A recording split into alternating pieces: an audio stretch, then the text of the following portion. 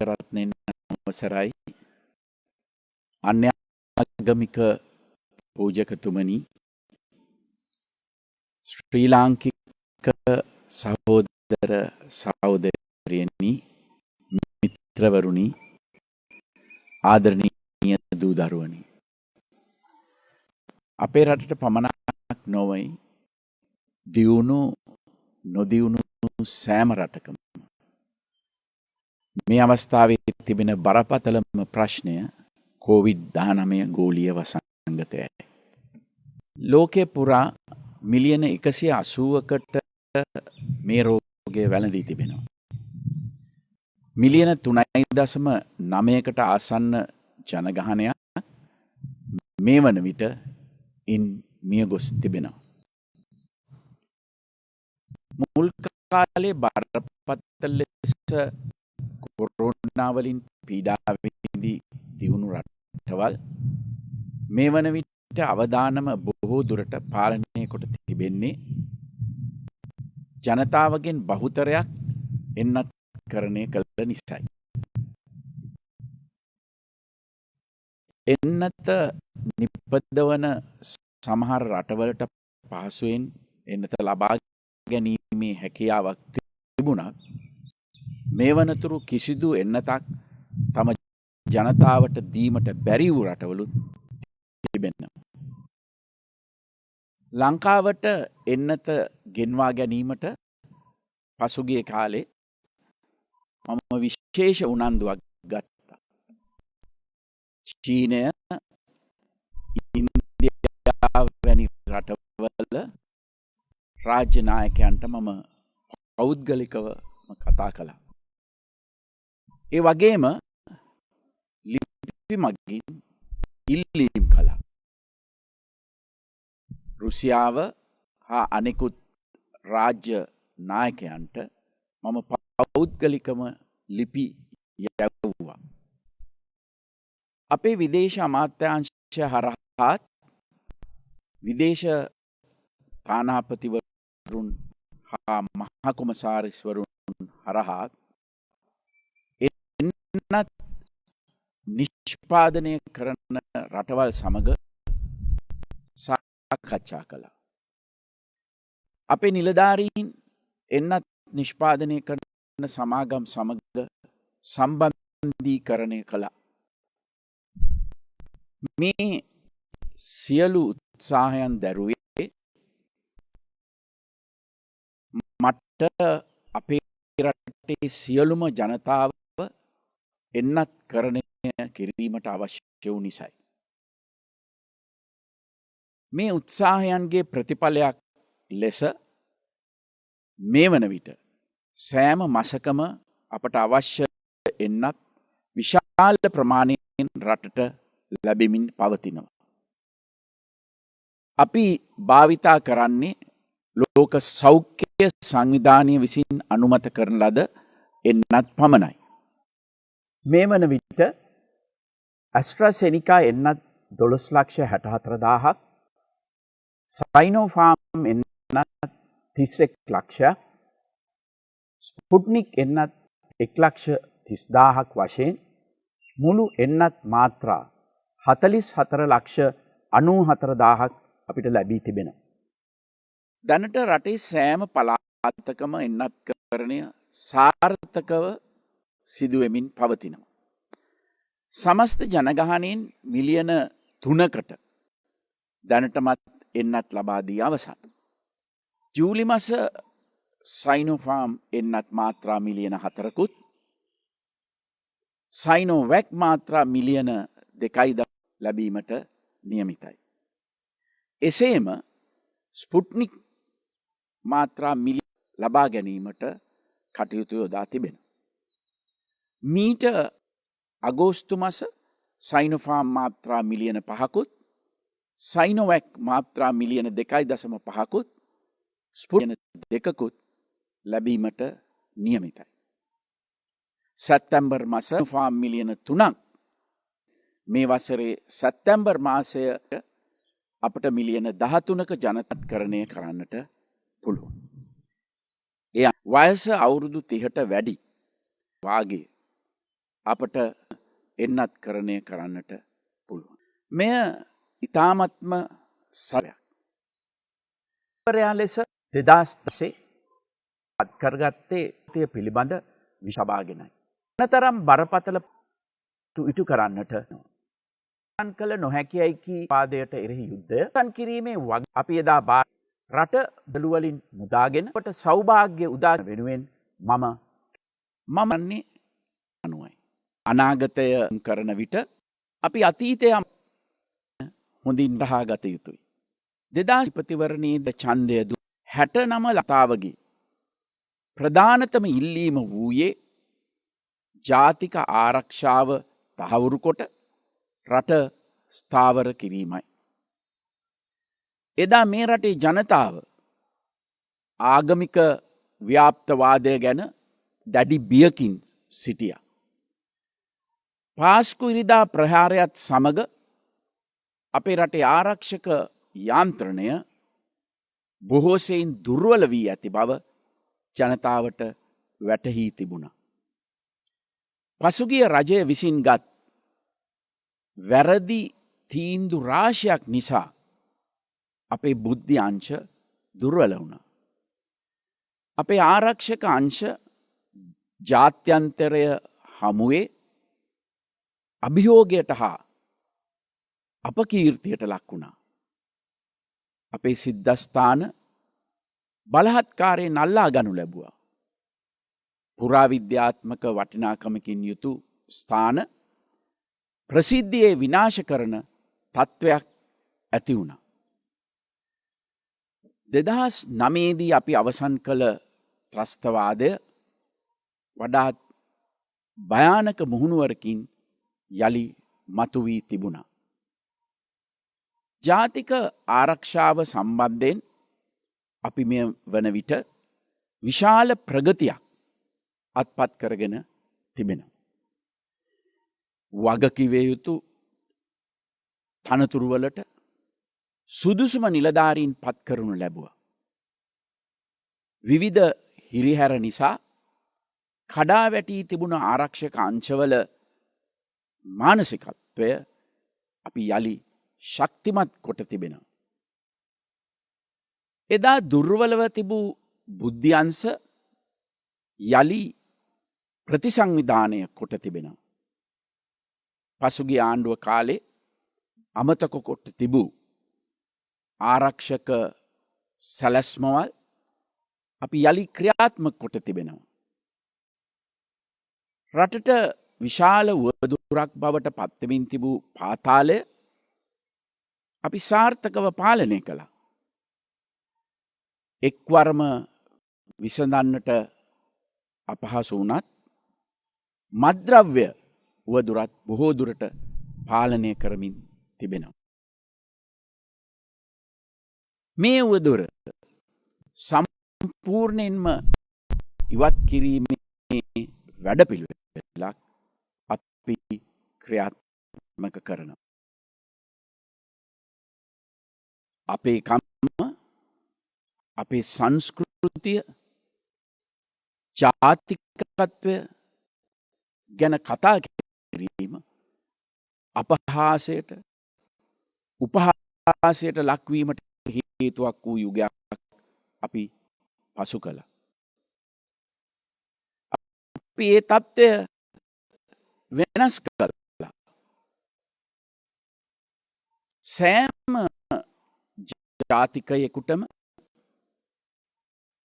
සෑම ආගමිකයෙකුටම තම අනන්‍යතාවය රැකගෙන අනෙකෙකුට හිරිහැරයක් නොවී අභිමානයෙන් ජීවත් විය හැකි සාමකාමී පරිසරයක් මේ ටික කාලයක් තුලදී අප ගොඩනැගුවා. පසුගිය කාලේ තර්ජනයට ලක් වී තිබූ මුහුදු විහාරය, කූරගල,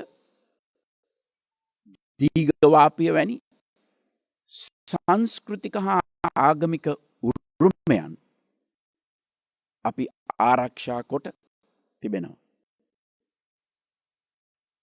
අද මේ රටේ ජනතාවට තවදුරටත් රටේ ඒකීය භාවය ගැන බියවීමට හේතුවක් නැහැ. අපේ රටේ අභ්‍යන්තර කටයුතු වලට ඇඟිලි ගසන්නට මේ රජය කිසිවෙකුටත් ඉඩ දෙන්නේ නැහැ. ජාතික ආරක්ෂාව මගේ රජය තහවුරු කොට තිබෙනවා. අපේ තවත් ප්‍රධානතම අභියෝගයක් වුණේ බිඳ වැටී තිබුණු ආර්ථිකය යලි ගොඩනැංවීමයි. ඒ සඳහා අපි ඉතා හොඳ සැලැස්මක් ඉදිරිපත් කළා. පසුගිය වසර එකහමාරක වැනි කාලය තුල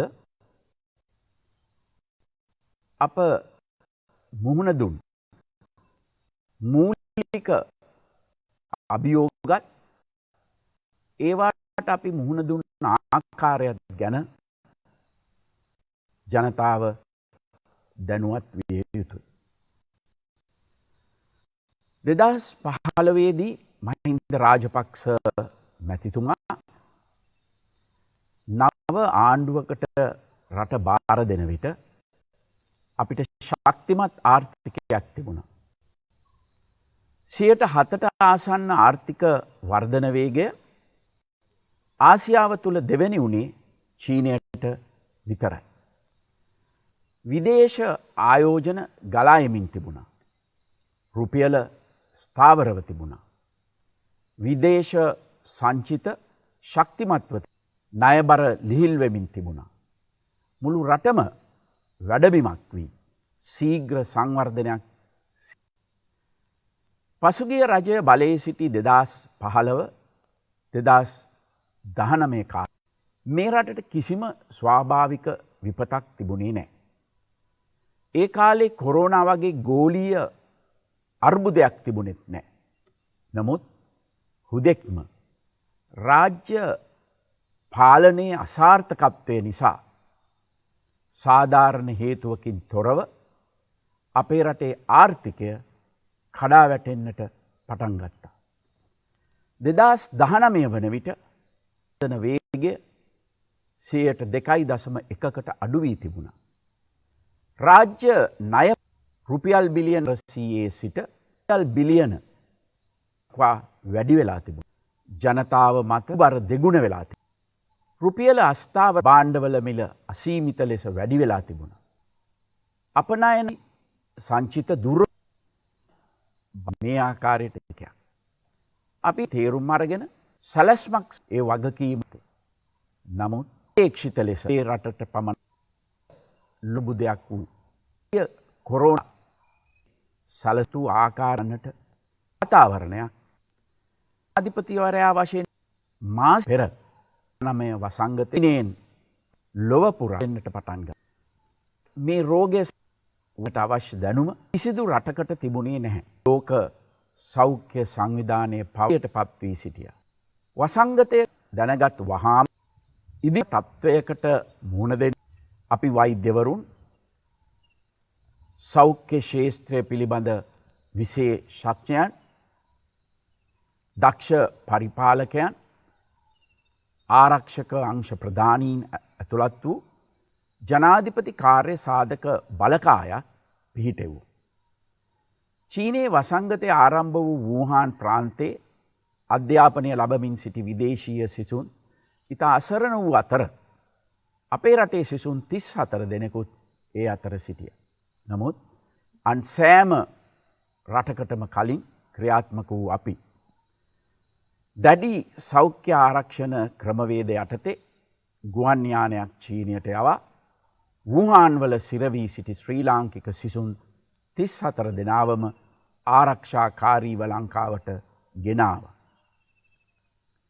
ඔවුන් දියතලාවේ හමුදා කඳවුරක නිරෝධායනය කොට තම පවුල්වලට මුදාහැරීමෙන් අන් රටවලටත් රජයක සමාජ වගකීම ගැන අපි හොඳ ආදර්ශයක් දුන්නා. ලංකාවේ පළමු කොරෝනා පොකුර නිර්මාණය වූ අවස්ථාවේ නිසි වෙලාවට රට වසා දමා විවිධ සීමා පනවා සෞඛ්‍ය ආරක්ෂණ විධිවිධාන ගැන ජනතාව දැනුවත් කළා. රෝගය වැළඳුණු සියලු දෙනාටම රජය මැදිහත් වී ප්‍රතිකාර කළා. රෝගය වැළඳුණු කාලේ ඔවුන් හා ඇසුරු කළ සියලු දෙනා බුද්ධි අංශවල සහායෙන් සොයාගෙන ඔවුන්ව නිරෝධායනය කළා. මේ අනුව කොරෝනා රැල්ල සාර්ථකව පාලනය කරන්නට අපි සමත් වුණා. ලෝකයේ අන් රටවල් කොරෝනා වසංගතයෙන් දැඩි පීඩා විඳිද්දී මාස 3ක පමණ කාලයක් ලංකාවෙන් කිසිදු රෝගියෙකු වාර්තා වුණේ නැහැ. කිසිදු රටකට දීර්ඝ කාලීනව ගුවන් තොටුපළවල් හා වරායවල් වසාගෙන ඉන්නට බැහැ. පිටරටවල අසරණව සිටින තම පුරවැසියන් ආපසු ගෙනා යුතු වනවා. ආනයන අපනයන කටයුතු පාලනයක් යටතේ හෝ සිදු කිරීමට වෙනවා. මේ නොවැළැක්විය හැකි ගෝලීය සම්බන්ධීකරණය නිසා කොරෝනා වෛරසය යළි යළිත් රටවලට ඇතුල්වීමත් සම්පූර්ණයෙන් වළක්වන්නට කිසිම රටකට මෙතෙක් හැකි වෙලා නැහැ. රට වසා දැමීමකින් කළ හැක්කේ තාවකාලිකව අවදානම පාලනය කිරීම පමණයි. කොරෝනා දෙවන රැල්ල අවස්ථාවේ අලුත් වෛරස් ප්‍රභේදයක් වේගයෙන් පැතිරෙන්න පටන් ගත්තා. විශේෂයෙන් කර්මාන්තශාලා මාළු හා එළවලු වෙළඳපොළවල් ආශ්‍රිතව මේ පැතිරුණා. කොරෝනා සාර්ථකව පාලනය කිරීමට නම් රජය විසින් පැන වූ දැඩි සමාජ දුරස්ථතා නීතිවලට ජනතාව වගකීමෙන් සහාය දිය යුතුයි. නමුත් ලංකාව තුළ සංචරණය සීමා කරන්නට සෞඛ්‍ය ආරක්ෂාව ගැන සැලකිලිමත් වන්නට කියා කොතරම් උපදෙස් දුන්නත් සමහර ජන කොටස් එයට සම්පූර්ණ සහාය නොදුන්න බව ඔබ සියලු දෙනාම දන්නවා. කෙසේ වෙතත් දෙවන රැල්ලත් මේ වසරේ මුල වන විට අපි බොහෝ දුරට පාලනය කොට තිබුණා. සිංහල අලුත් අවුරුදු කාලේ ජනතාව අවිධිමත්ව විශාල ලෙස කණ්ඩායම් ගැසී සංචාරය කිරීමේ අතුරු ප්‍රතිඵලයක් ලෙස අපි දැන් කොරෝනා 3 වන රැල්ලකට මුහුණ දී තිබෙනවා. මේ වන විට වෛරස් ප්‍රභේද ගණනාවක් රට තුළට ඇතුල් වී තිබෙන අතර වෛරසය වේගෙන් හා පහසුවෙන් පැතිරීම නිසා මින් පෙර වතාවලට වඩා අවදානම් තත්ත්වයක් උදා වී තිබෙනවා. රෝගය වේගෙන් පැතිරී ආසාදිතයින් ප්‍රමාණය ශීඝ්‍රයෙන් වැඩිවන විට එයට හදිසියේම මුහුණ දෙන්නට සෞඛ්‍ය අංශයට ඇති මානව සම්පත් හා අනෙකුත් පහසුකම් ප්‍රමාණවත් නැහැ.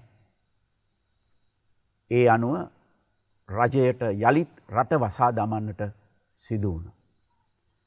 මෙවැනි වසංගත තත්ත්වයක් සමග කරන සටනේදී ලෝකයේ අනිකුත් බොහෝ රටවලට මෙන්ම අපිටත් විටින් විට රට වසා දමන්නට සිදු වුණත් එම තීන්දුවේ අතුරු ප්‍රතිඵලත් අප තේරුම් ගත යුතුයි. ඒ අනුව විවිධ නීති රීති පනවන්නට සිදු වුණා. කර්මාන්ත ශාලා හා ආයතනවල වැඩ කරන පිරිස සීමා කරන්නට සිදු වුණා. නමුත් මේ තත්ත්වය අපේ කර්මාන්තවලට ඉතාම නරක විදියට බලපෑවා.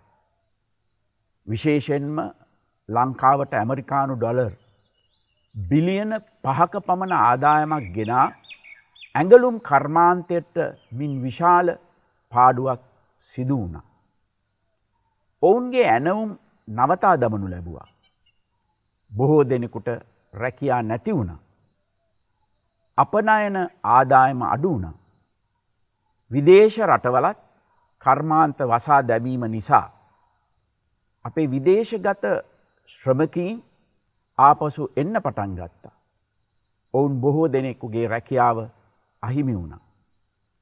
වසංගතයට බියේ ලංකාවට ආපසුවා ලක්ෂ 2කට අධික විදේශගත ශ්‍රමිකයින් බොහෝ දෙනෙකුට ආපසු ඒ රටවලට යන්න තවමත් ඉඩ ලැබෙන්නේ නැහැ. ලංකාවට ලැබුණු විදේශ ප්‍රේෂණ මේ නිසා අඩු වුණා. සෞභාග්‍යයේ දැක්ම ප්‍රතිපත්ති ප්‍රකාශනය සකස් කරද්දී අපි වැඩිම බලාපොරොත්තුවක් තබා තිබුණේ සංචාරක ව්‍යාපාරය ගැන. ඇමරිකානු ඩොලර් බිලියන 4.5ක් වුණු සංචාරක ව්‍යාපාරය 2025 වන විට ඇමරිකානු ඩොලර් බිලියන 10ක් දක්වා දියුණු කරන්නට අපි සැලසුම් කොට තිබුණා. නමුත් අද මුළු ලෝකයේම සංචාරක ව්‍යාපාරය අර්බුදයකට ලක් වෙලා. ගුවන් තොටුපළවල් වහලා සංචරණය සීමා වෙලා. එහි ප්‍රතිඵලයක් ලෙස මිලියන 3කට වැඩි පිරිසක් ජීවිකාව සඳහා යම් ආකාරයකින් සම්බන්ධව සිටි අපේ සංචාරක ව්‍යාපාරය සම්පූර්ණයෙන්ම බිඳ වැටිලා. ඍජු හා වක්‍ර රැකියා ලක්ෂ ගණනාවක් නැති වෙලා. ස්වයං රැකියා කළ ලක්ෂ ගණනකට ආදායම නැති වෙලා. ඒ ශේස්ත්‍රයට සම්බන්ධ වී සිටි අය අද වන විට අසීරුවට පත් වෙලා. අපේ සංවර්ධන සැලැස්මේ තවත් විශාල බලාපොරොත්තුවක් වුණේ ඉඳිකිරීම් කර්මාන්තයයි. අපිට අවශ්‍ය වී තිබුණේ බිඳ වැටී තිබූ ඉඳිකිරීම් කර්මාන්තයේ පුනර්ජීවනයක් යළි ඇති කරන්නයි. විටින් විට කරන රට වසා දැමීම නිසා මේ ශේස්ත්‍රයට විශාල පහරක් වැදී තිබෙනවා.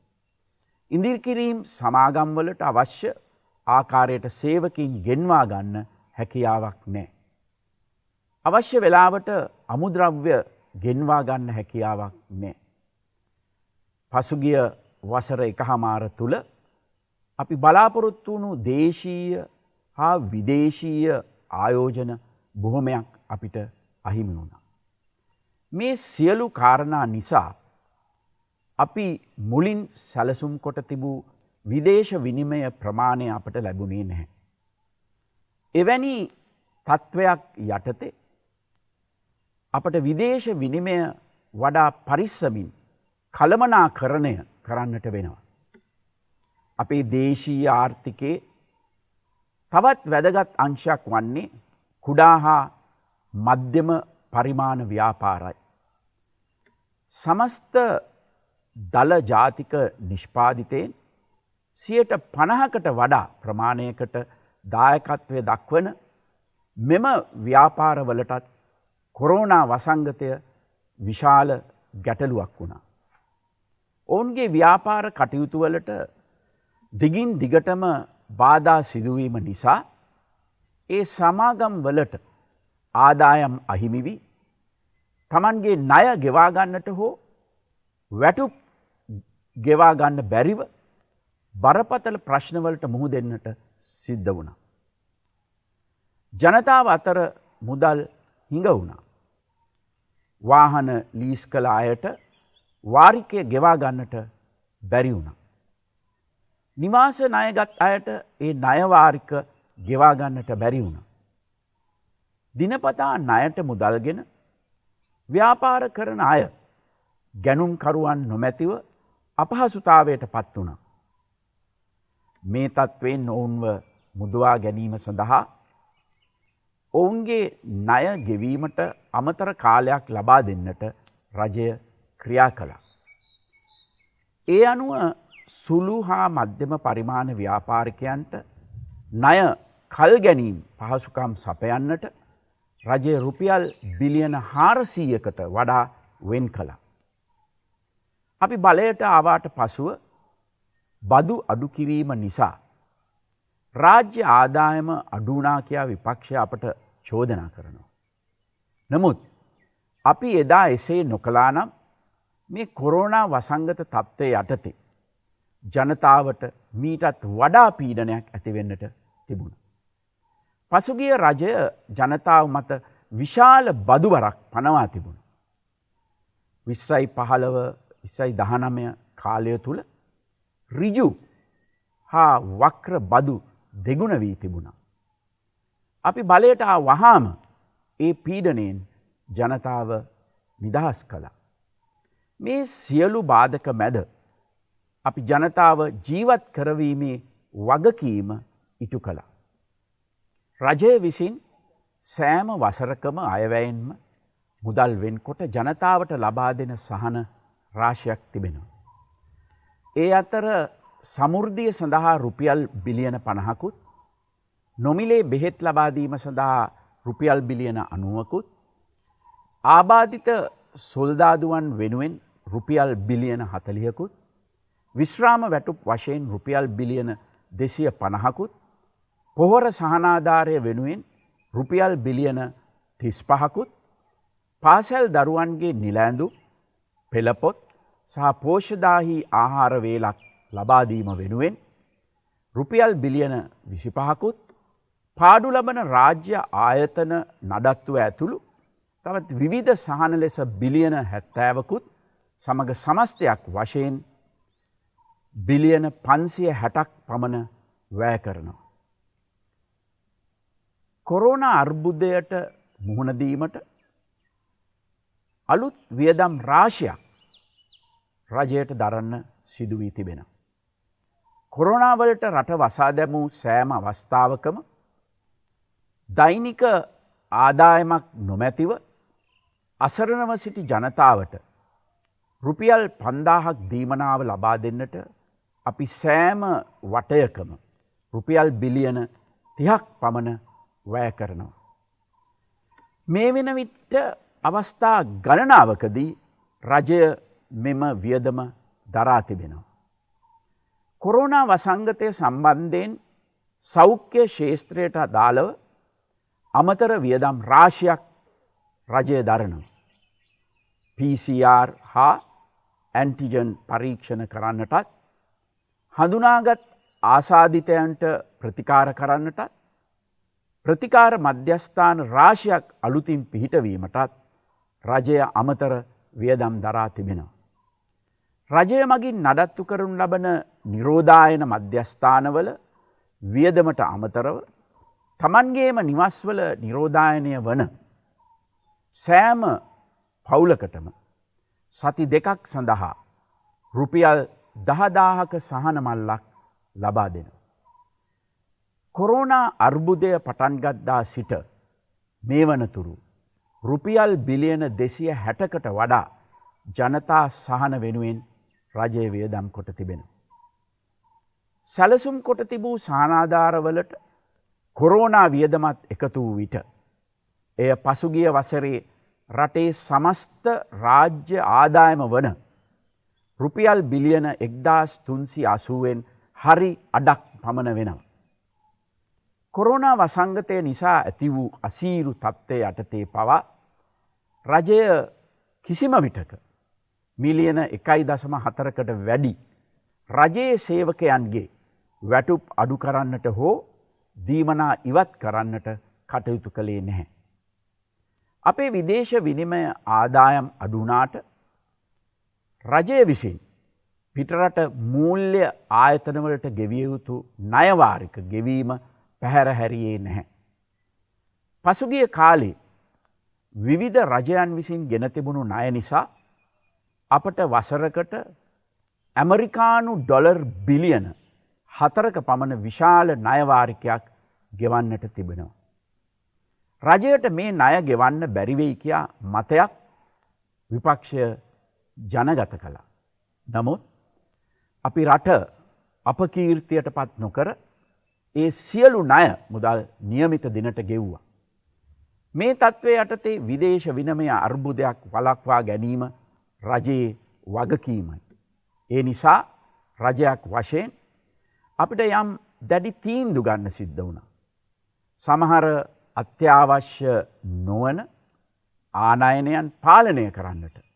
විශේෂයෙන්ම සුකෝපභෝගී භාණ්ඩ ආනයනය පාලනය කරන්නට අපිට සිදුවුණේ ඒ නිසයි. මේවා හැමදාටම පවත්වාගෙන යන්නට බලාපොරොත්තු වෙන සීමාවන් නෙවෙයි. අපි බලාපොරොත්තු වෙනවා රටට ආදරය කරන අනාගතය දකින බුද්ධිමත් ජනතාව කාලීන අවශ්‍යතාවයන් හඳුනාගෙන මේ අර්බුදයෙන් ගොඩ එන්නට අපිට සහාය දෙයි කියා. අපේ රජයේ අඩුපාඩුවක්ම තිබුණේ අපි කරන සංවර්ධන කටයුතු නිසි ආකාරව ජනතාවට sannivedanaya නොකිරීමයි. නමුත් එහි ප්‍රතිඵලය ලෙස ජනතාව මාධ්‍යවලින් දැක්කේ ගැටලු පමණයි. සමාජ ජාලාවල සාකච්ඡා වුණේ ප්‍රශ්නගත සිද්ධීන් පමණයි. ඒ නිසා කොරෝනා අර්බුදය මැද රජය කරගෙන ගිය සංවර්ධන ව්‍යාපෘතිවලින් රටට ජනතාවට ලැබෙන ප්‍රතිලාභ ගැන කවුරුත් කතා කළේ නැහැ.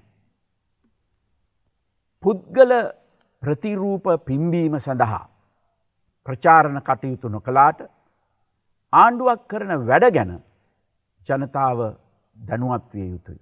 නැත්තම් වන්නේ දේශපාලන අවශ්‍යතාවයන් මත වැරදි තොරතුරු ජනගත කරන්නට ආණ්ඩුවේ ප්‍රතිවාදීන්ට අවස්ථාව ලැබීමයි.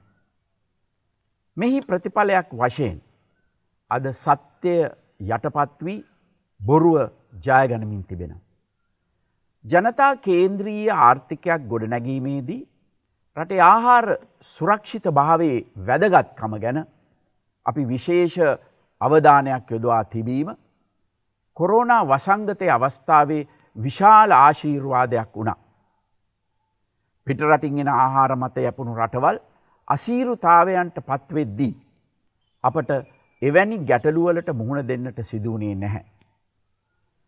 අපේ ප්‍රතිපත්ති හරහා දේශීය කෘෂිකර්මාන්තයේ පුනර්ජීවනයක් ඇති කරන්නට අපිට පුළුවන් වෙලා තිබෙනවා.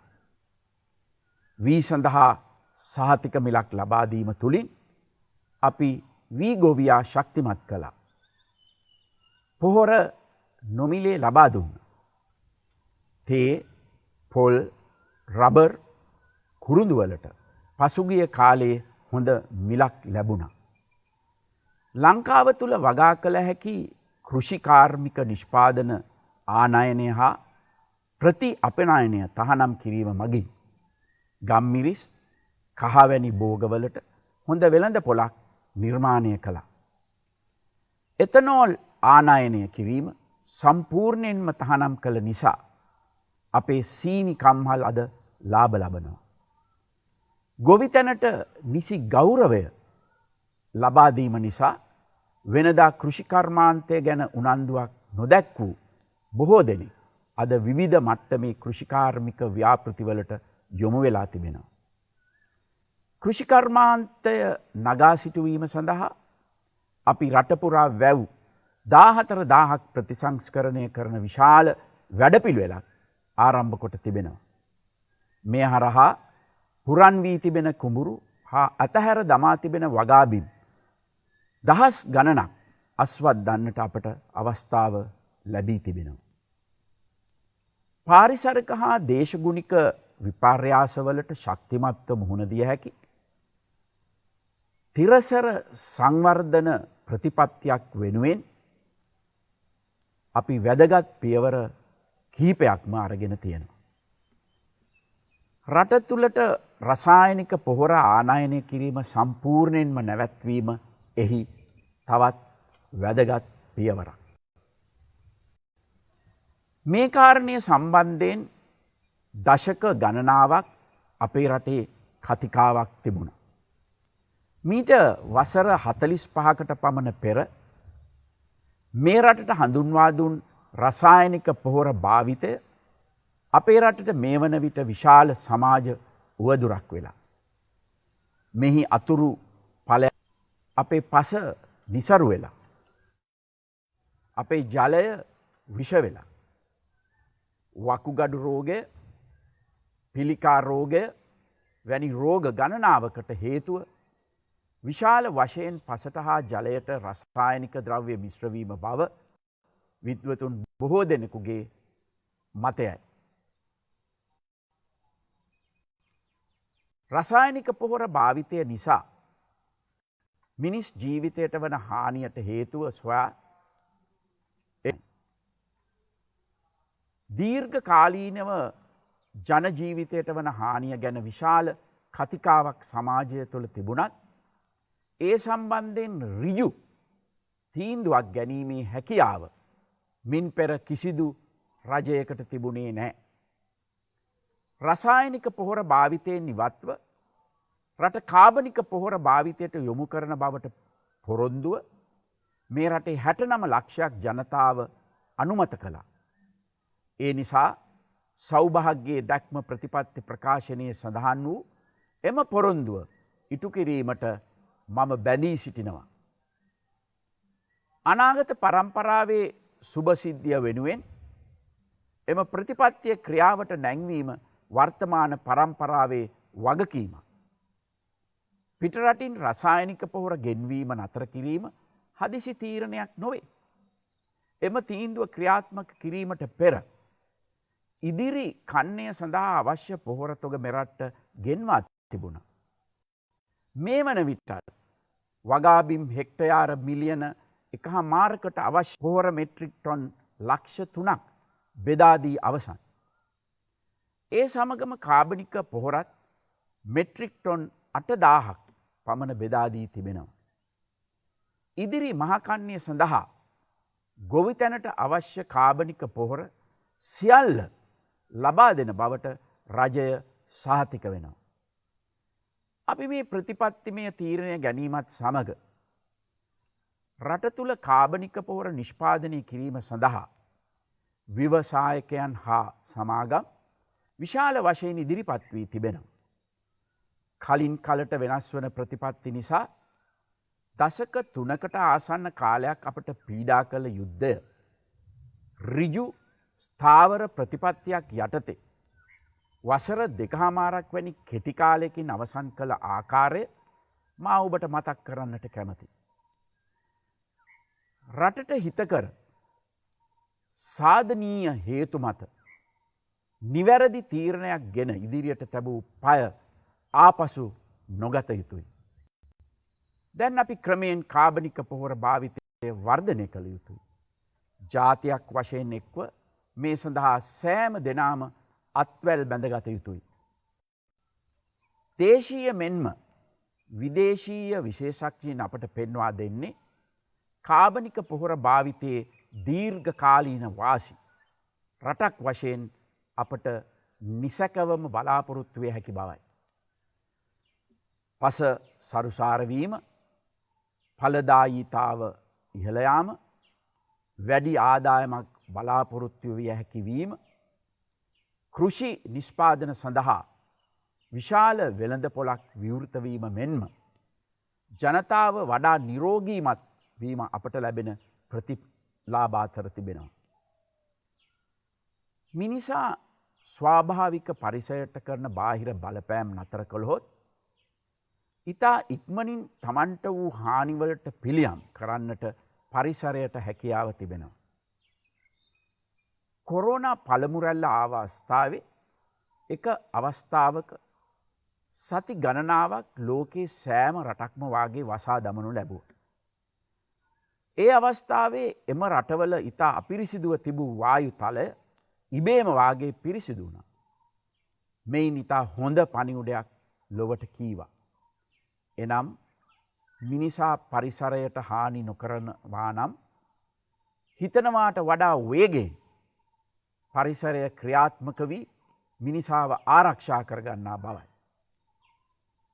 ලෝක වෙළඳපොලේ තරඟ කරන්නට නම් පිටරටින් ගෙන්වන තේ සමග හෝ වෙනත් අමුද්‍රව්‍ය සමග අපේ තේ මිශ්‍ර කළ යුතුය කියා මතයක් තිබුණා. නමුත් අපේ තේවල ප්‍රමිතිය ආරක්ෂා කළ යුතුයයි රජය දැඩි ස්ථාවරයක සිටියා. එහි ප්‍රතිඵලයක් වශයෙන් 2019ට වඩා දල වශයෙන් තේ කිලෝවකට රුපියල් 83ක් පමණ වැඩිපුර ගන්න කර්මාන්ත ශාලාවලට පුළුවන් වුණා. 2021 වන විට මෙම මිල තවත් ඉහළ ගියා. පමණක් නොව තේ නිෂ්පාදනයද ඉහළ ගිය නිසා 2021 පළමු මාස 4න් තේ කර්මාන්ත උපයපු විදේශ ආදායම වන රුපියල් බිලියන 81 පසුගිය වසරේ පළමු මාස 4ට වඩා රුපියල් බිලියන 17කින් වැඩි වී තිබෙනවා. ලෝක වෙළඳපොලේ අනෙකුත් රටවලට සාපේක්ෂව අපගේ සිලෝන් ටී කිලෝවක් සඳහා ඩොලර් 4.82ක ඉහළම අගය විදේශ විනිමය වශයෙන් අපට ලැබුණා. අපි ගත් අමාරු නමුත් නිවැරදි තීන්දුවල ප්‍රතිඵල සාර්ථක බවට මෙය හොඳ උදාහරණයක්. රසායනික පොහොර නොමැතිව ගොවිතැන දියුණු කරන්නට බැහැ කියන මතය දරන අයට මේ තීරණය නිසා ලැබෙන දීර්ඝ කාලීන ආර්ථික ප්‍රතිලාභ ඉදිරියේදී පැහැදිලි වනවා නිසකයි. අද කාබනික පොහොර යොදා කරන නිෂ්පාදන වලට ලෝකයේ පුරා විශාල ඉල්ලුමක් තිබෙනවා. ලංකාව රසායනික පොහොර භාවිතා නොකරන රටක් වශයෙන් ජාත්‍යන්තරය හඳුනාගත් විට අපිට විශාල වෙළඳ පොලක් විවෘත වෙනවා. එයින් ගොවියන්ට හා ව්‍යවසායකයන්ට ඉතා හොඳ මිලක් අපේක්ෂා කරන්නට පුළුවන්. කාබනික ආහාරවලට ලෝකයේ විශාල ඉල්ලුමක් තිබෙනවා. මේ රටට ලැබෙන සුවිශේෂී අවස්ථාවක්. ඒ නිසා බුද්ධිමත් ව්‍යවසායකයන් කළ යුත්තේ සුබදායි අනාගතයකින් උපරිම ප්‍රයෝජන ගැනීමට සූදානම් වීම මිස වර්තමාන දුෂ්කරතා ගැන පැමිණිලි කරමින් සිටීම නොවේ. නිවාස සංවර්ධනය මගේ රජය විශේෂ අවධානයක් දී තිබෙන තවත් ක්ෂේත්‍රයක්. නිදහසින් වසර 72කට පසුවත් මේ රටේ පවුල් මිලියන 6ක් පමණ සිටින පුරවැසියන් බොහෝ දෙනෙකුට තම ජීවන මට්ටමට සරිලන නිවසක් තවමත් නැහැ. විශාල පිරිසක් තවමත් ජීවත් වන්නේ අර්ධ සම්පූර්ණ නිවාසවල හෝ පහසුකම් අඩු කුලී නිවාසවල. තවත් විශාල පිරිසක් පැල්පත්වල ජීවත් වෙනවා. සමහර විට පදිංචිකරුවන්ට තම ඉඩමකට ඔප්පුවක් නැති නිසා නිවසේ ඉදිරි සංවර්ධන කටයුතු කරන්නට බැහැ. මේ තත්ත්වය වෙනස් කොට සතුටින් ජීවත් වන පවුලක් යන තේමාව යටතේ මේ රටේ ජීවත් වන සෑම පවුලකටම ජීවත් වීමට සුදුසු නිවසක් ලබාගත හැකි පරිසරයක් අපි නිර්මාණය කරනවා. 2014ට පෙර අප විසින් සාර්ථකව කරගෙන නිවාස සංවර්ධන ව්‍යාපෘති යළිත් වේගවත්ව ක්‍රියාත්මක කිරීම ආරම්භ කොට තිබෙනවා. ඉදිරි වසර 4 තුල නිවාස ලක්ෂ 3ක් රජය විසින් හා රාජ්‍ය හා පෞද්ගලික අංශයන් ඒකාබද්ධව ක්‍රියාත්මක කරන ව්‍යාපෘති හරහා ඉදි කිරීමට බලාපොරොත්තු වෙනවා. ඒ අතර නාගරික නිවාස 60,000කුත් ග්‍රාමීය නිවාස ලක්ෂ 2කුත් ඉදි වෙනවා. වතු නිවාස හා කුලී නිවාස 40,000කුත් අපේ සැලැස්මට අයිති වෙනවා. මේ නිවාසවලින් නිවාස 20,000කට වඩා මේ වන විටත් ඉදිවෙමින් තිබෙනවා. තවත් 10,000ක් පමණ මේ වසර අවසන් වීමට පෙර ආරම්භ කරනවා. රජයේ යටතේ පහටම සඳහා මාස ඒකක මේ වන අඩු ආදායම් 70,000ක් පමණ ආදායම් ලාභීන් මහල් නිවාස වැඩ ආරම්භ වෙලා තිබෙනවා. නිවාස 14,000ක් එක ගමකට එක ගෙයක් වැඩසටහනේ ඉදි වෙමින් තිබෙනවා. ග්‍රාමීය ජනතාව තුළ දිළිඳුකම පිටු දැකීමේ තවත් පියවරක් ලෙස ඉඩම් අහිමි පවුල්වලට වගා කළ හැකි ඉඩම් ලබා දීමේ වැඩපිළිවෙල ඉතා සාර්ථකව ඉදිරියට යනවා. මේ වන විටත් පවුල් 20,000කට වඩා අක්කරය බැගින් ඉඩම් ලබා දී තිබෙනවා. පාරම්පරිකව වසර ගණනාවක් පදිංචි වී සිටියත් ඉඩම් අයිති අහිමි ලක්ෂයකට වැඩි පිරිසකට නීත්‍යානුකූල ඔප්පු ලබා දීමේ වැඩපිළිවෙලත් ක්‍රියාත්මක වනවා. සැමට පානීය ජලය ලබා දීම සෞභාග්‍යයේ දැක්ම ප්‍රකාශනය තුළ සඳහන් කළ ඉතා වැදගත් පොරොන්දුවක්. මහින්ද රාජපක්ෂ ජනාධිපතිතුමා ආරම්භ කළ කැලණිය දකුණ යුර දැදුරුවය වගේ විශාල ජල සම්පාදන ව්‍යාපෘති ගණනාව පසුගිය රජය කාලයේ අඩපණ වී තිබුණා. අපේ මැතිවරණ ප්‍රකාශනයේ සඳහන් කළ ආකාරයට අපි බලයට පත් වූ වහාම රුපියල් බිලියන 50ක මුදලක් ආයෝජනය කර මේ ව්‍යාපෘති නැවත ආරම්භ කරන්නට අපේ රාජ්‍ය කටයුතු කළා. ඒ අනුව 2019 වර්ෂය වන විට 41%ක්ව පැවති පිරිසුදු පානීය ජල ආවරණය මේ වන විට 52% දක්වා වර්ධනය කරන්නට අපිට හැකි වෙලා තියෙනවා. 2025 වසර වන විට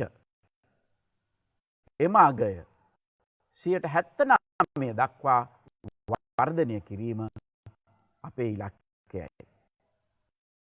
මේ යටතේ 2021 වසරේදී අලව්ව පොල්ගහවෙල මාතුගම ගලවත්ත විශාල මාතලේ අනුරාධපුර උතුර කොළඹ නැගෙනහිර මැදිරිගිරිය සහ ගාල්ල පොකුරු ජල සම්පාදන ව්‍යාපෘති යන ජල සම්පාදන ව්‍යාපෘති ජනතා ඉදිරියට පත් කරන්නට අපි බලාපොරොත්තු වෙනවා. මේ සඳහා දරා ඇති සම්පූර්ණ මුදල රුපියල් බිලියන 100කට අධිකයි. රැකියා විරහිත උපාධිධාරී තරුණ තරුණියන්ට රැකියා ලබා දීම මැතිවරණ සමයේ අපෙන් කළ ප්‍රධාන ඉල්ලීමක්. ඒ අනුව රජය පත් වූ වහාම ඒ අවස්ථාවේ රැකියා විරහිතව සිටි උපාධිධාරීන් 65,000කට රජයේ රැකියා ලබා දීමට කටයුතු කළා. මීට අමතරව සාමාන්‍ය පෙළ අසමත් එමෙන්ම ආර්ථික වශයෙන් පහළම මට්ටමේ සිටි පවුල්වල තරුණ තරුණියන් ලක්ෂයක් බහුකාර්ය සාධක බලකා දෙපාර්තමේන්තුව යටතේ රැකියාගත කිරීමට අප සැලසුම් කොට තිබෙනවා. එහි පළමු අධියර යටතේ මේ වන විටත් තරුණ තරුණියන් 35,000ක් පන්දවාගෙන ඔවුන් දිවයින පුරා රජයේ ආයතනවලට පුහුණුව සඳහා යොමු කොට තිබෙනවා. පුහුණුව අවසන් කළ පසු මේ සියලු දෙනා රජයේ විවිධ ආයතනවල ප්‍රාථමික ශ්‍රේණියේ තනතුරු සඳහා අනුයුක්ත කිරීමට නියමිතයි. ඉදිරියේදී සෙසු පිරිසද කඩිනමින් බඳවා ගැනීමට අපි කටයුතු කරනවා. අපි අධ්‍යාපන ක්ෂේත්‍රය ගැනත් මැතිවරණ වේදිකාවල බොහෝ විට කතා කළා. පොරොන්දු ආකාරයට නිසි අවධානය අධ්‍යාපනයට ලබා දුන්නා. පසුගිය කාලේ කොරෝනා නිසා බොහෝ විට පාසල් වසා තබන්නට සිදු වුණත්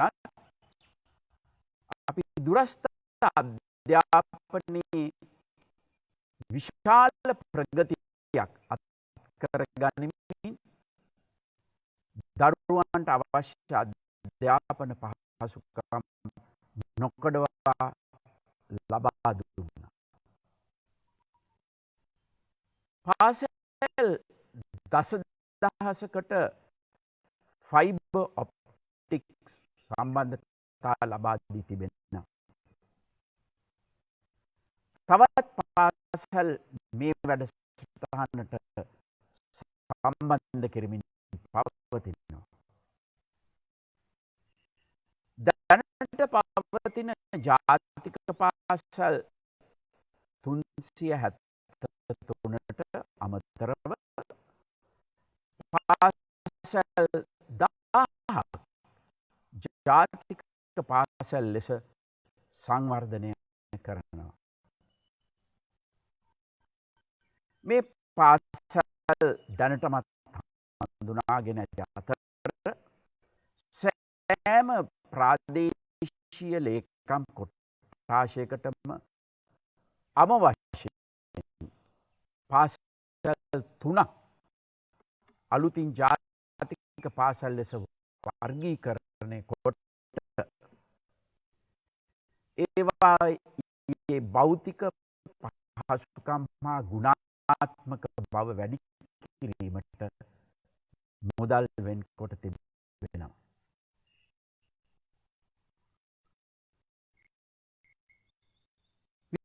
විශ්වවිද්‍යාලවලට වාර්ෂිකව ඇතුළත් කරගන්නා සිසුන් ප්‍රමාණය දැනටමත් 30%කින් ඉහළ නංවා තිබෙනවා. ඒ අනුව වෙනදා ඇතුළත් වන 20000කට අමතරව වැඩිපුර සිසුන් 10000ක් පසුගිය වසරේ විශ්වවිද්‍යාලවලට ඇතුළු වුණා. නිදහසින් පසු එක් වසරක් තුළ සරසවිවරම් ලබන සිසුන් ප්‍රමාණය මෙතරම් ඉහළ ගිය අන් වසරක් නැහැ. මීට අමතරව මේ වසරේ විවෘත විශ්වවිද්‍යාලවලට තාක්ෂණික උපාධි සඳහා අලුතින් සිසුන් 10,000ක් බදවා ගන්නටත් ඔවුන්ට පළමු වසරේ සිටම රැකියා කරන ගමන් අධ්‍යාපනය ලබා දීමටත් අපි සියල්ල සූදානම් කොට තිබෙනවා. පසුගිය මැයි මාසයේ ලංකාවේ පළවෙනි දේශීය වෛද්‍ය විශ්වවිද්‍යාලය ලෙස ගම්පහ වික්‍රමාරච්චි දේශීය වෛද්‍ය විද්‍යායතනය ජාතික විශ්වවිද්‍යාල පද්ධතියට එකතු වුණා. මේ වසරේ ආරම්භ වන දෙවන විශ්වවිද්‍යාලය ලෙස වවුනියාව විශ්වවිද්‍යාලය අගෝස්තු මාස විවෘත කිරීමට නියමිතයි. යාපනය සහ නැගෙනහිර විශ්වවිද්‍යාලවල සිද්ධ වෛද්‍ය ඒකක විශ්වවිද්‍යාල පීඨ දක්වා උසස් කරනු ලබන අතර ප්‍රාසංගික කලාව ප්‍රවර්ධනය සඳහා යාපනයේ විශ්වවිද්‍යාලය තුළ ශ්‍රීමත් පොන්නම්බලම් රාමනාදන් ප්‍රාසංගික කලා පීඨය ස්ථාපනය කරනු ලබනවා. මැතිවරණ කාලය තුළ අප ලබා දුන් පොරොන්දුවක් ඉටු කරමින් ලංකාවේ සියලු ගුරු විද්‍යාපීඨ සියල්ල ඒකාබද්ධ කර ජාතික ගුරු පුහුණු විශ්වවිද්‍යාලයකුත් සියලු රාජ්‍ය හෙද පාසල් ඒකාබද්ධ කොට ජාතික හෙද විශ්වවිද්‍යාලයකුත් ආරම්භ කිරීමට සියලු කටයුතු සූදානම්.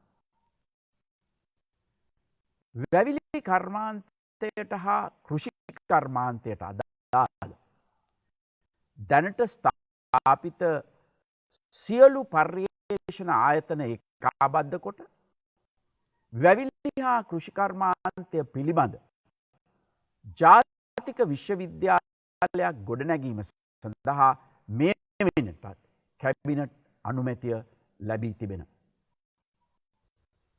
මීට අමතරව උසස් අධ්‍යාපන ආයතන නොමැති දිස්ත්‍රික්ක 10ක් තෝරාගෙන ඒවායේ නගරාශ්‍රිත විශ්වවිද්‍යාල සිටි යුනිවර්සිටීස් ගොඩනැගීමට සැලසුම් සකස් වෙමින් පවතිනවා.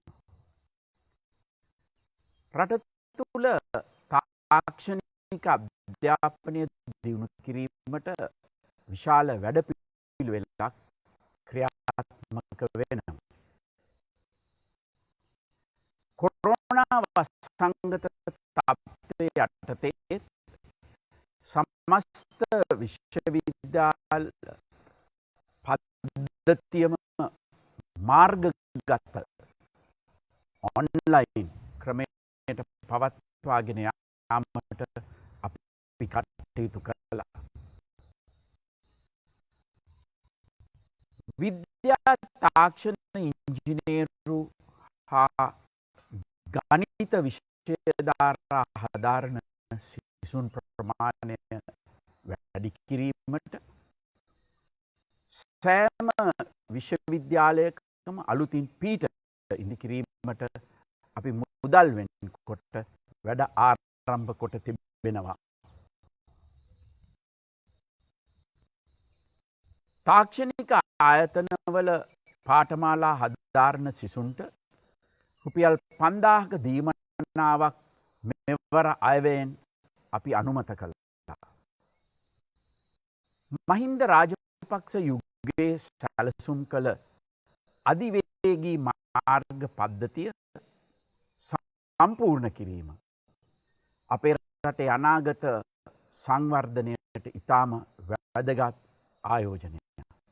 ඒ නිසා පසුගිය පාලන කාලය සමයේ මන්දගාමී වී තිබූ මේ වැඩපිළිවෙල අපි යලි ඉතාමත් වේගවත් කොට තිබෙනවා. මධ්‍යම අධිවේගී මාර්ගයේ මීරිගම කුරුණෑගල කොටස දැන් වේගයෙන් ඉදිවෙමින් පවතිනවා.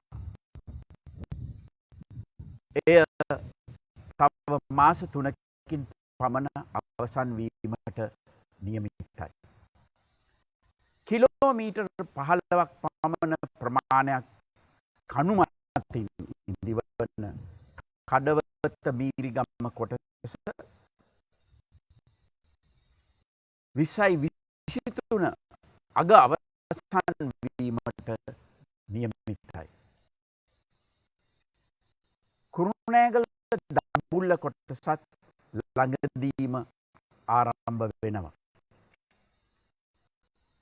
නුවර බලා යන මාර්ගයේ පොතුහැර සිට ගලගෙදර දක්වා යන වැදගත් කොටස දැන් ආරම්භ වී තිබෙන අතර 2023 වන විට මෙයද අවසන් වීමට නියමිතයි.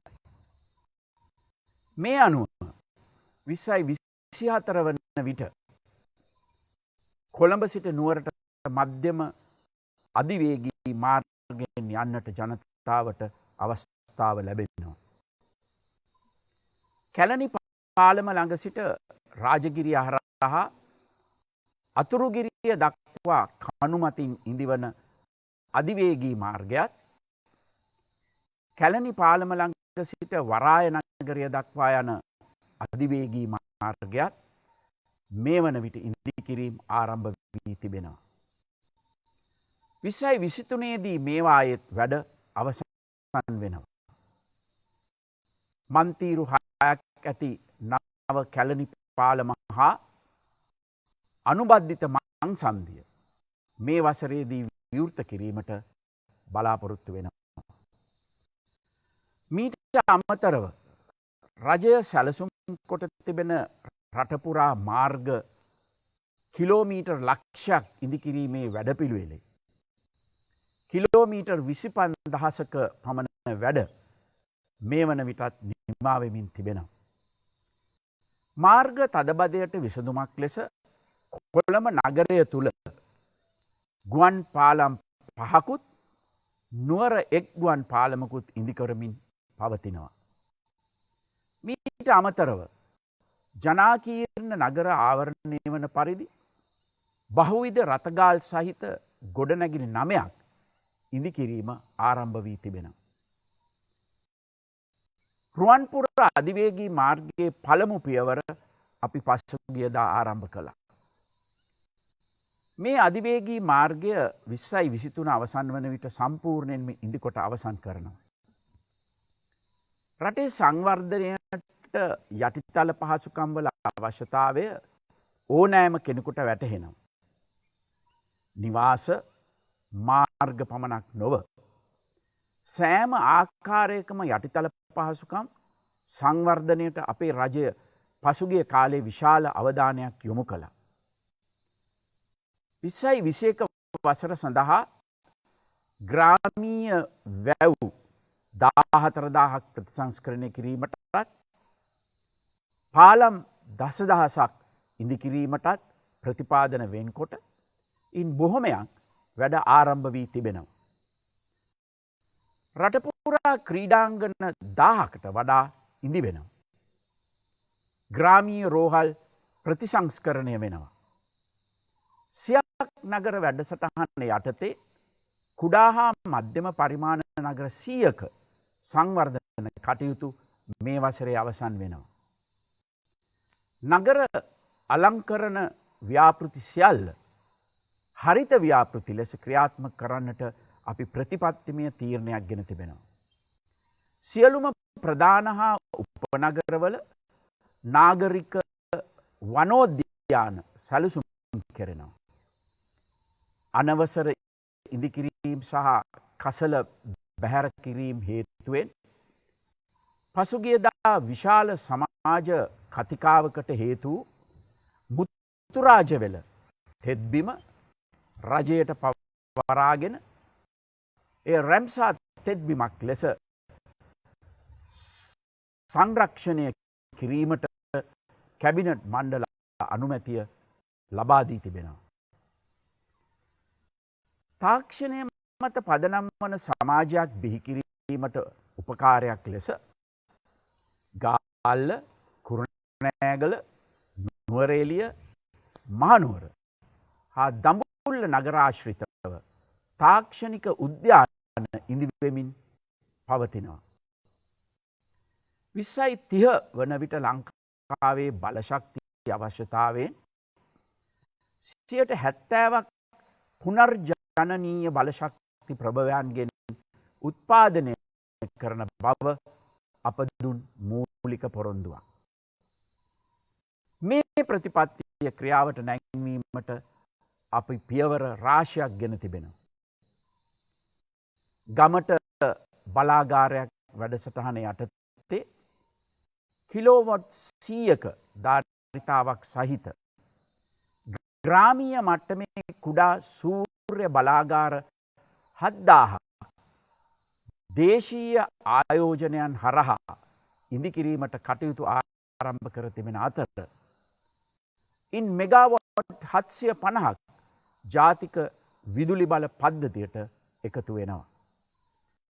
මෙගාවොට් 100ක ධාරිතාවෙන් යුත් මන්නාරම සුළං විදුලි බලාගාරය හා මෙගාවොට් 240ක ධාරිතාවෙන් යුත් පූනරීන් සුළං විදුලි බලාගාරවල ඉදිකිරීම ආරම්භ කර තිබෙනවා. මෙගාවොට් 120 උමා ඔය සහ මෙගාවොට් 35ක බ්‍රෝඩ්ලන්ඩ් විදුලි බලාගාරය මේ වසරේ වැඩ අවසන් වෙනවා. මෙගාවොට් 31.5ක ධාරිතාවකින් යුතු මොරගොල්ල ජල විදුලි බලාගාරයේ කටයුතු 2023 දී අවසන් වෙනවා. නාගරික ඝන අපද්‍රව්‍ය මගින් විදුලිය ජනනය කිරීමේ පළමු ව්‍යාපෘතිය කෙරවල පිටියේ ආරම්භ වුණා. එමෙන්ම මෙගාවොට් 300ක ධාරිතාවක් සහිත මෙරට පළමු ස්වාභාවික වායු නැචරල් ගෑස් බලාගාරය කෙරවල පිටියේදී ඉදිකිරීම් කටයුතු මේ වන විට ආරම්භ කර තිබෙන අතර මේ තුලින් මෙගාවොට් 300ක ධාරිතාවක් 2023 දී විදුලි ජනන පද්ධතියට එක් කෙරෙනවා. වහල මත සවිකරන සූර්ය කෝෂ පද්ධති 30000ක් හරහා මේ වන විටත් මෙගාවොට් 340ක ධාරිතාවයක් ජාතික විදුලි බල පද්ධතියට එකතු කොට තිබෙනවා. එමෙන්ම පසුගිය ජූනි 16 වන දින ඉන්දියානු ජනරජය සමග අත්සන් කරනු ලැබූ රුපියල් කෝටි 2000ක ණය පහසුකම තුලින් රජයේ කාර්යාල පියසි මත සූර්ය පැනල සවිකිරීමට කටයුතු කරනු ලබනවා. දැයට එළිය ව්‍යාපෘති යටතේ ලක්ෂයකට අධික ඊටාම දිලිඳු පවුල් සඳහා කිසිදු අයකිරීමකින් තොරව විදුලිය ලබා දෙනවා. වාරි කළමනාකරන ක්‍රමවේද හා ක්‍රමෝපායන් ශක්තිමත් කිරීම කඩිනම් ජාතික අවශ්‍යතාවයක් ලෙස අපේ රජය හඳුනාගෙන තියෙනවා. මේ යටතේ පවතින වාරි පද්ධති බලගැන්වීමටත් නව වාරි පද්ධති ඉදිකිරීමටත් අපි කටයුතු කළා. මෙහි මූලික පියවරක් ලෙස තෝරාගත් වාරි ව්‍යාපෘති 10ක කටයුතු කඩිනම් කර තිබෙනවා. ඒ අනුව වයඹ උතුරුමැද සහ උතුරු පළාත් නියෝජනය කරනු ලබන වියලි කලාපයේ පානීය සහ වාරි ජල අවශ්‍යතාව ඉලක්ක කරගනිමින් උතුරු මැද පළාත් මහඇල සහ වයඹ පළාත් මහඇලේ සංවර්ධන කටයුතු මර්වින විට ආරම්භ කරලා තියෙනවා. මිනිපේ වම්මිවුරු ඇලේ සංවර්ධන කටයුතු කඩිනමින් අවසන් වෙමින් පවතිනවා. කුඹුක්කන් ඔය ජලාශ ව්‍යාපෘතිය හරහා ජල දුෂ්කරතාවයෙන් නිරන්තරයෙන් පීඩා විඳින මොනරාගල දිස්ත්‍රික්කයේ ජනතාවට අවශ්‍ය පානීය ජලය සහ දෙකන්නේ වගා කටයුතු සඳහා වාරි ජලය සම්පාදනයටත් කටයුතු කරනු ලබන. පහළ මල්වතුවය සහ මුන්දෙනියාරු වාරි ව්‍යාපෘතිය හරහා විශේෂයෙන් මන්නාරම සහ අනුරාධපුර දිස්ත්‍රික්කවලටත් නැගෙනහිර පළාතේ පානීය සහ වාරි ජල අවශ්‍යතා සම්පූර්ණ කෙරමින් තිබෙනවා. ඖෂධ ආනයනය සඳහා රජය වාර්ෂිකව විශාල මුදලක් වැය කරනවා. මෙම විශාල වියදම අවම කර ගැනීමට රාජ්‍ය ඖෂධ නිෂ්පාදන සංස්ථාව හරහා දේශීය වශයෙන් ඖෂධ නිෂ්පාදනය ඉහළ නැංවීමට අපි කටයුතු කළා. ඒ අනුව මේ වන විට සංස්ථාව එහි උපරිම නිෂ්පාදන ධාරිතාව ඉක්මවා ඖෂධ නිෂ්පාදනය කරනු ලබනවා. මෙම වසර තුළ පමණක් රාජ්‍ය ඖෂධ නිෂ්පාදන සංස්ථාව රෝහල් පද්ධතිය සඳහා නව ඖෂධ වර්ග 7ක් ඇතුළුව ඖෂධ වර්ග 65ක දේශීයව නිෂ්පාදනය කරනු ලබනවා. ඒ අතරින් ඖෂධ වර්ග 36ක අමුද්‍රව්‍ය දේශීයව සපයා ගැනීම මගින් ආනයනය සඳහා දරන ලද විශාල මුදලක් ඉතිරි කර ගැනීමට හැකි වෙලා තිබෙනවා. හොරණ මිල්ලෑව ප්‍රදේශයේ පිළිකා නාශක ඖෂධ විකලාංග උපකරණ සහ සාමාන්‍ය ඖෂධ නිෂ්පාදනාගාරයක් වශයෙන් ඖෂධ නිෂ්පාදනාගාර 3ක් ඉදිකිරීම ආරම්භ කිරීම සඳහා වන මූලික ප්‍රසම්පාදන කටයුතු මේ වෙන විටත් සිදු කර අවසන්. මෙම සියලුම ව්‍යාපෘතිවල අවසාන අරමුණ වෙන්නේ රට තුළ දේශීය වශයෙන් ඖෂධ අවශ්‍යතාව සම්පූර්ණ කර ගැනීමත් ඒ මගින් විශාල විදේශ විනිමය ප්‍රමාණයක් රට තුළ ඉතිරි කර ගැනීමත්. මීට අමතරව රාජ්‍ය ඖෂධ නිෂ්පාදන සංස්ථාවට අනුබද්ධව මෙරට රාජ්‍ය පෞද්ගලික හවුල්කාරීත්ව ආයතන කිහිපයකුත් දැනටමත් ඖෂධ නිෂ්පාදනාගාර ආරම්භ කර තිබෙනවා. ලංකාවේ භූමියට අලුතින් එක්වුණු හෙක්ටයාර් 269ක් වූ කොළඹ වරාය නගරයට දේශීය හා විදේශීය ආයෝජකින් ගෙන්වා ගැනීමේ අවස්ථාව දැන් අපිට උදා වෙලා තියෙනවා. වරාය නගර ආර්ථික කොමිෂන් සභා පනත පාර්ලිමේන්තුවේ සම්මත වුණාට පසු ඒ සඳහා 100% ශ්‍රී ලාංකිකයින්ගෙන් සමන්විත කොමිෂන් සභාවක් මාපත් කළා. අප විසින් ගොඩනැගීමට බලාපොරොත්තු වන මූල්‍ය නගරය සඳහා ප්‍රථම ආයෝජනය ලෙස ඩොලර් මිලියන 400ක ආයෝජනයකින් ඉදිවන කුළුණු දෙකකින් සමන්විත වාණිජ ගොඩනැගිල්ලක් සඳහා කැබිනට් මණ්ඩලයේ හා පාර්ලිමේන්තුවේ මුදල් කමිටුවේ අනුමැතිය මේ විනටත් ලැබී තිබෙනවා. මීට දින කීපයකට පෙර ලංකාවේ ආයෝජන අවස්ථා පිළිබඳ අන්තර්ජාතික සම්මේලනයක් අපි Zoom තාක්ෂණය හරහා පැවැත්වුවා. එහිදී දේශීය හා විදේශීය ආයෝජකයින් පෙන්වන ලද විශාල උද්‍යෝගය අපේ අනාගත සංවර්ධන කටයුතු සඳහා ආයෝජන ගෙන්වා ගැනීමට ඇති ඉඩකඩ පිළිබඳ ධනාත්මක පණිවිඩයක් ලබා දෙන්න. කලාපයේ වේගයෙන් දියුණුවන අනෙක් රටවල් හා සංසන්දනය කළ හැකි සාර්ථකත්වයක් විදේශ ආයෝජන සම්බන්ධයෙන් අපිට අත් කරගන්නට පුළුවන් නම් එය අපේ රටේ විදේශ සංචිත ශක්තිය